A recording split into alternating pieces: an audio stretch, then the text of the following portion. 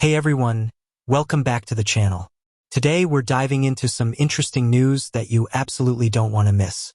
A home equity line of credit, or HELOC, is a form of revolving credit that is secured by your home and can be used for just about anything, from home improvements to debt consolidation. You can borrow against the credit line as needed up to a set limit, which depends on the amount of equity you have in your home and the lender's maximum combined loan-to-value ratio.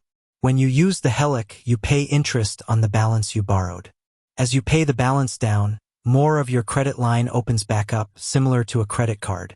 Importantly, since HELOCs are secured by your home, you run the risk of foreclosure if you don't repay what you owe. HELOC draw periods. Unlike credit cards, HELOCs have what's known as a draw period. This is the time when you're allowed to spend against your credit limit and are only required to make minimum or interest-only payments. A HELOC draw period typically lasts between 5 and 15 years, but terms can vary from one lender to the next. When the draw period ends, you'll enter the repayment period, which can last up to 20 years. During repayment, you can no longer take out money from your HELOC, and you'll be required to make full principal and interest payments. Current HELOC rates. The average rate for a $30,000 HELOC is at 8% as of April 9th. This average is based on an 80% loan-to-value ratio and a 700 FICO score. This analysis is powered by Bankrate, which gathers data from applicants who pre-qualify for HELOCs through its website and affiliates.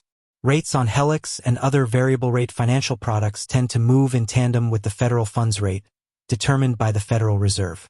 Over the past several months, as the Fed voted for a series of consecutive rate cuts, HELOC rates have also declined, which is good news for American homeowners who are looking to tap into record amounts of equity.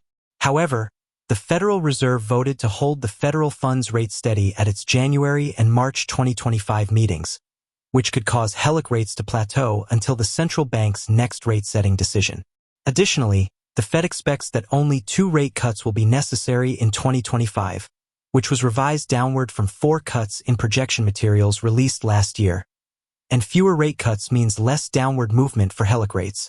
For more update, please like and subscribe this channel.